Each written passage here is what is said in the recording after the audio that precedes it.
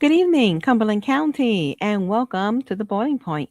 This is Mariana, your host, and I will be with you until Jonathan gets back from his break.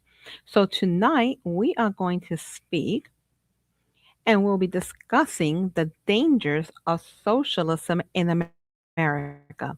That's why tonight's podcast we have titled it The Red Warning Socialism Shadows Over America. And we have been seeing that as of late in different states. Okay, how socialism is taking over in different governmental office and departments. So, we will be discussing the dangers of socialism in America, and we'll explore how socialist ideas are creeping into our cities, spotlighting figures like New York City's Mayor Zoran Mandami, a self described democratic socialist. And I'm going to make a correction. A lot of people are calling him a democratic socialist. I saw a interview with him, okay, in which he was speaking on online on a podcast, okay, and he himself said that he identifies as a communist and that he wasn't going to deny the fact that he is a communist. But if you do any search online today, they are going to state that he's a democratic socialist. Although it's basically the same thing, but if we're going to use the correct term is communism. And we'll break down the risk of state run grocery stores like he's been promising in New York City, a proposal straight from his playbook, and highlight some questionable decisions already emerging in New York City under his watch. This isn't fear mongering. It's about facts, history, and real world consequences. And for those of you who do know anything about me, you do know that this topic is very close to my heart because, yes, I am a native New Yorker, most definitely. And it's sad to see how New Yorkers promised never to forget September 11th, but obviously, with the election of this man, Zoram Mandami, we have shown that we've forgotten. We've forgotten. And there are a lot of New Yorkers that are upset, okay, that we have a Muslim communist as the mayor of New York City. And like I was telling one of my friends before the election, I called her and I said, well, what are we going to do? Or what are you going to do if this man wins? Um, Luckily enough, she left New York City, okay, even before the election um, came to fruition because they all saw the handwriting on the wall. She left New York City. She moved her family, and they are safe now because New York City has become very unsafe.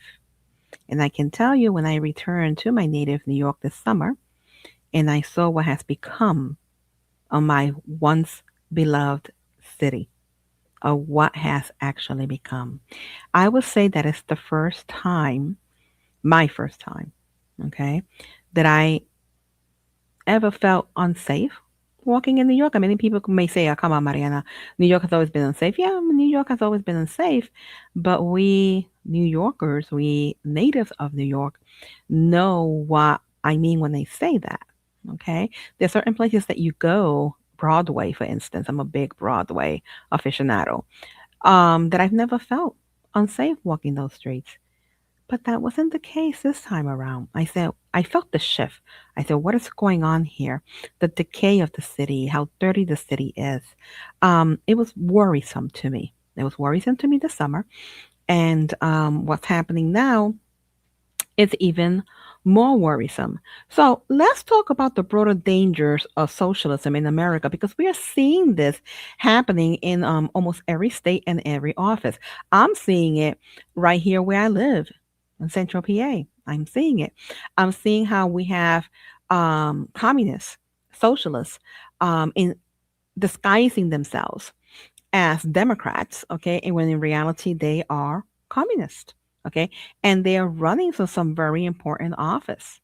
Okay, so yes, there is a socialist shadow right now over our country.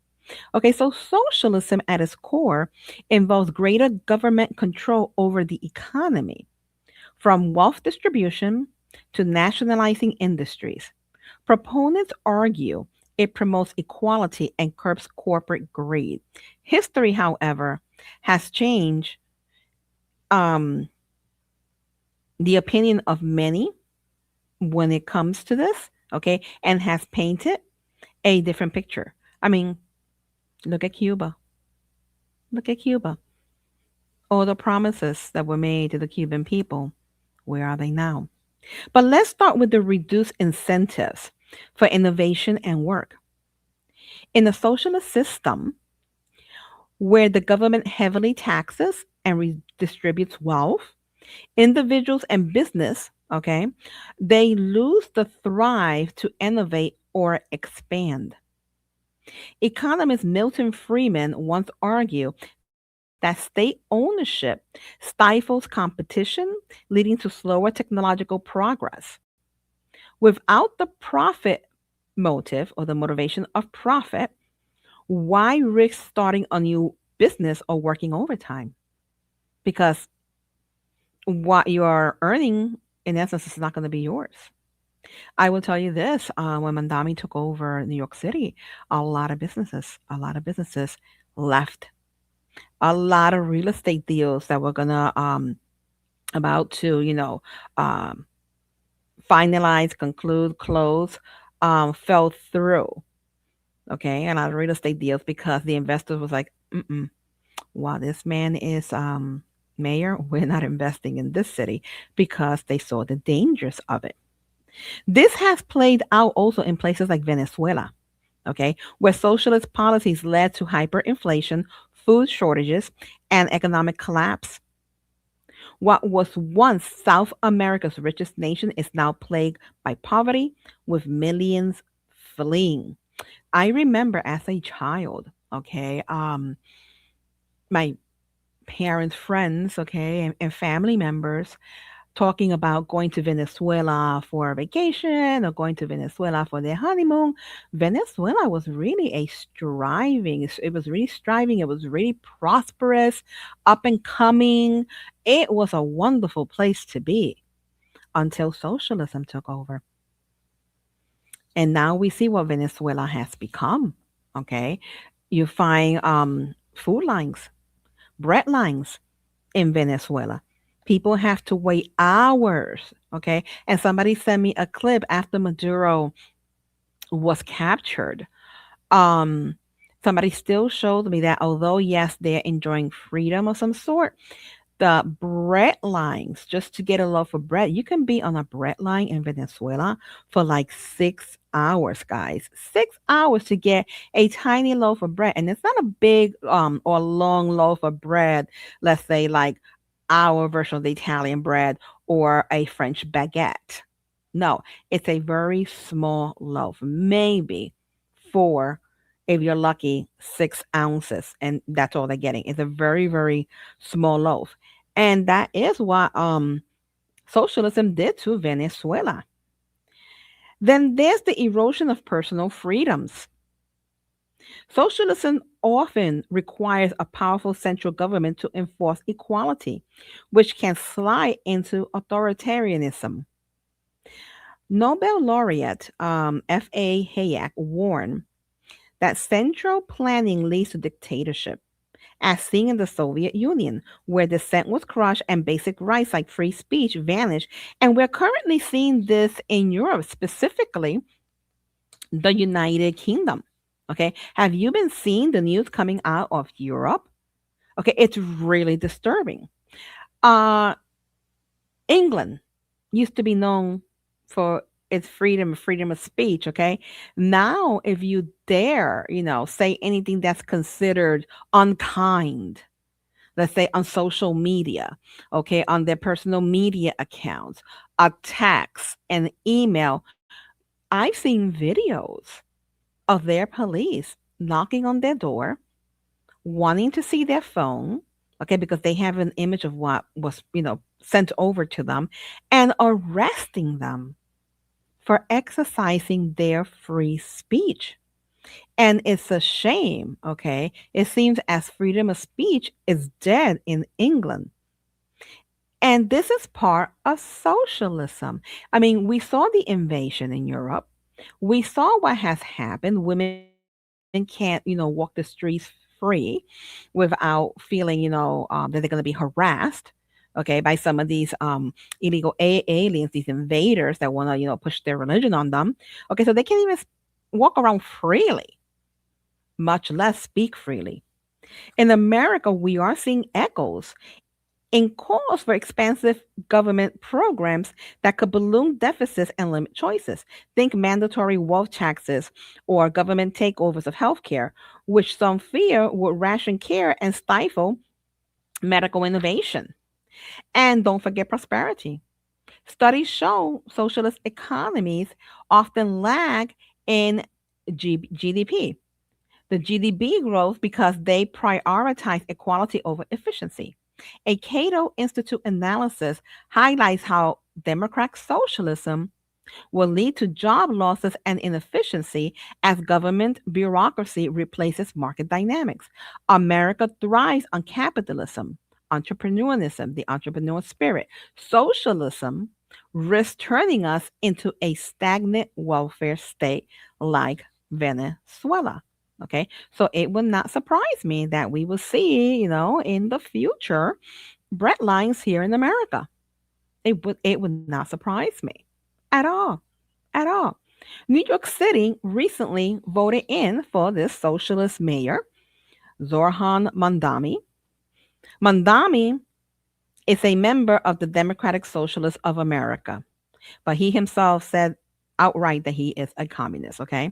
He won the mayoral race in 2025 on the platform promising to freeze rent and make life more affordable. Sounds great, right? But his critics, including real estate leaders and economists, argue his policies could devastate the city. So the day after he won, now he's asking people for donations because everything that he is promising them to do, okay, he can't do without more money. Okay. And this thing of freezing rent, yeah, I don't see that happening in New York City. And free subway and bus, yeah, I knew that was not going to happen in New York City. However, I hate saying it, New York City is one of those, cities that is really blue. And when you say free, everybody, runs to the ballot box because they want whatever free thing they are offering. So, as mayor since January 2026, Mandami has already faced backlash for supporting a modified form of mayoral control over the schools, which some education advocates call one man rule that leads to wasteful contracts and poor implementations. Okay. So he wants to control everything. They want control of everything, even our schools. And we see that happening here also in Pennsylvania, especially in the West Shore School District. We are seeing that. Okay. Now, in this snow event, okay, this uh blizzard, for lack of a better term, that we just experienced, New York got hit hard. Okay. Now, when every state, including ours, the schools were closed because of the frigid weather and the snow accumulations, okay, he made a decision that the kids in New York City were not going to have a school day, a snow day, that wasn't going to happen in New York City. And he stated everybody had to show up to school. And, I I laugh at the people that comply with that because I'm sorry, Mr. Mandami, you're not going to tell me that I have to risk the health and safety of my child to climb over 9, 10, 11 feet of snow because when New York gets hit with a blizzard, hey, I know what I'm talking about, they get hit. So you're not going to tell me that I am going to put my child's health and safety at risk because you decide that my child's not going to have a school day. You don't control our children. He doesn't control the children of New York City. Parents, you do. And you have the last say, not this communist Muslim. Okay. Sorry. So, people, you need to wake up. You need to wake up. Critics like Leonie Hameson argue it sacrifices kids' needs for political ends, echoing failures on the past mayors. His appointment of a district superintendent has raised eyebrows with fear it prioritized ideology over expertise. And we're seeing this, guys, nationwide. Okay. They want to prioritize ideologies over expertise. And that is something that, I'm a voice here when it comes to the school district and our kids. I always say bring back scholastic excellence. But unfortunately, the board that we have, okay, and the community that I'm in, they are more interested in their ideologies, their woke agendas over education. Okay, and bringing back scholastic excellence and making sure that our children are prepared for the future. But this is something, as you can see, that is happening nationwide. Okay, so it is a push, it is a movement. So, America, you need to wake up. Mandami's border agenda includes raising the minimum wage to $25 an hour and imposing strict rent controls. Moves that economists warn could cause job losses, reduce housing supplies, and black market. A Cato Institute commentary calls it a war on prices, predicting disemployment effects similar to Seattle's minimum wage hike, where low wage workers saw fewer hours. His permissive approach to crime and disorder has also drawn fire, potentially exacerbating New York City's challenges with public safety. So now this fool is calling for a minimum wage of $25 an hour, minimum wage. So we're going to pay a teenager $25 an hour to flip a burger. Think about that for a minute. And think of what it's going to do to the dollar, okay, to our currency. It's going to devalue it. Okay, so really think about that. And then when it comes to rent control, well, I'll tell you this. I mean, he's trying, or he actually um, passed a law that before you can sell your home, and this is why I'm happy that my friend got out when she did. Okay. And she was able to sell her home with no issues before he came in. But as of right now, if you try to sell your home, your property owner in New York City, and you try to sell that home, you have to first make it available to a nonprofit organization, put it on sale for nonprofit organizations to first have a say or a bid over your property before you can sell your home and make a profit. So he wants to tell you, and he's doing it, what you can do with the home that you worked for, you paid for, you sweated for, your property. Well, welcome to communism and congratulations, New York City, because that's what you voted in. That's what you voted in. And then there's his foreign policy stances. Mandami's criticism of Israel. In a city as diverse as New York City, this could deepen the divisions within the city. Overall, detractors compare him to past progressive mayors like John Lindsay, whose bad decisions led to fiscal crises, unplowed streets, and alienated unions. If history repeats, and it looks like it is repeating, guys, if history repeats, Mandami's tenure will mean higher taxes, slower growth, and a flight of businesses turning the big apple sour. So I would not surprise me that we're going to wind up seeing Brett Lines in New York City. And again, he's going to try to limit people's freedom of speech like it's happening in the United Kingdom. Then let's talk about state ran grocery stores. Yeah, that gave me kind of a chuckle. One of Mandami's flagship ideas, state run grocery stores. During his campaign, he proposed city owned supermarkets to combat food insecurity, arguing they keep prices low without profit motives. But let's explain the dangers here with real examples. Government run stores lack the incentives of private ownership. Without profits on the line, there's no drive to minimize waste or innovate. Economists point to chronic inefficiencies, high operating costs, poor inventory management, and susceptibility to corruption. In Kansas City, a city owned store closed after months of empty shelves, theft, and crime. Despite good intentions, it couldn't compete. Baldwin's, Florida's public grocery shut down because it couldn't match Walmart's prices, bleeding taxpayer money. Historically, State control of food distribution has been disastrous and it always will. And you have to ask yourself, do you really want to give a government control over your food? Because what's going to happen is what happened in Venezuela. Okay. If the people did something that Maduro didn't like, okay, or any of their dictators there didn't like, they would limit the food supply to the people or stop it altogether while they were eating high on the hog. In the Soviet Union, controlling of the food by the government, it meant long bread lines and shortages due to bureaucratic mismanagement. Venezuela's government takeover led to empty stores and hunger amid corruption. Even state liquor stores here in the United States suffer from subpar selection, losses, and favoritism. For New York City, Mandami's plan could displace bodegas. A bodega is a Spanish word of a small grocery store, but it's a little bit more than that. A bodega, not only do they sell you groceries, they'll sell you hot sandwiches, hot food.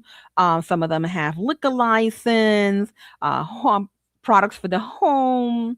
Sometimes some of them even carry clothes. That's what a bodega is. It's a little bit of everything. Okay, that's a Spanish word. So his plan could displace bodegas, create subsidies that balloon budgets, and foster black markets, all while taxpayers foot the bill for inevitable failures. Proponents says it's about equity, but critics argue private markets with targeted incentives do better at solving food access without the pitfalls. Now, socialism's promises often lead to inefficiency, loss of freedoms, and economic stagnation. And we are seeing this, guys, not only in America, but we're seeing it worldwide. We are seeing this worldwide happening. In New York City, Mayor Mondami's early decision, like clinging to mayoral school control and pushing price control, risk repeating history's mistake. His grocery store idea exemplifies the dangers, good on paper, but prone to waste and failure in practice. Currently, in Central PA, we have a school board member who happens to be a socialist. Yeah, you guys know who I'm talking about by now. I mean, if you've been following me long enough, you know who I'm speaking about. And he's running for Pennsylvania House of Representative District 88, and that will be Adam Trung. So, Adam Trung is a Dallastown teacher with socialist views who crawled his way into our school board. A candidate who rallies against free speech, parental rights, against school choice, Christianity, and he even dared to try to bribe a sitting school board director. Okay. He tried to bribe a sitting school board director here at the West Shore School District. Because you see, people with this socialist frame of mind, they have no moral compass. They don't. A candidate who doxed a family in my hometown for having opposing views to his. So, yes, he doxed a family in my hometown for opposing views. Okay. They had an opposing view to his, and he doxed them.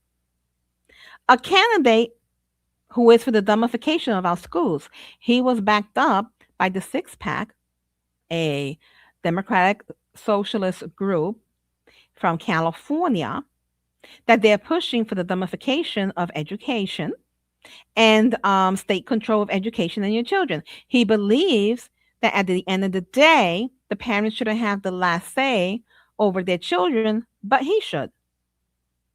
Like Mandami, his political views are dangerous not only to our community and schools, but for America as a whole. America's strength lies in our Constitution, our faith in God and community, right to bear arms, and freedom of speech. If you are concerned in the direction that America is going and your communities are going, get involved. Vote, speak up, and support free market solutions and candidates who are looking to protect our great republic. We need candidates with a moral compass. We really do. We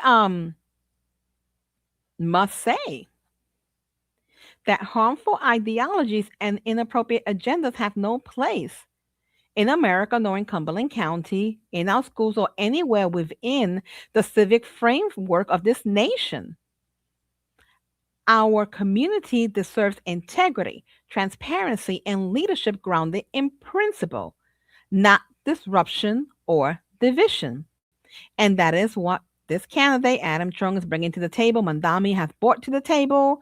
Elon Omar has brought to the table. Pedro Maduro did in Venezuela. Okay. We need candidates with a moral compass. Okay. In our case here locally, Chung, who's running, okay, for state rep, has no moral compass. Okay. And his compass is not pointing north. So if you're considering to vote for Trump for PA House Rep this year, say no. Use some common sense. Protect our country. The last thing that we need is more socialist communists taking these seats. And remember, Cumberland County, we need to protect our community and school. So say no to Adam Trump this election of the year. A man with no moral compass do not deserve a political seat. Anybody, any candidate running for any position that does not have a moral compass and identifies as a socialist or a communist do not deserve a political seat in our great nation. So I hope you enjoy our little talk here about communism. And yes, this is a red warning for all of us. Okay. That socialism currently is shadowing America, is overshadowing America, and we need to speak up and we need to fight against this. We can no longer have people like Mandami, people like Trone, people like Elon Omar, people like AOC to have access to these seats and continue to corrupt our country even more. So this is Mariana from the Boiling Point signing out. God bless.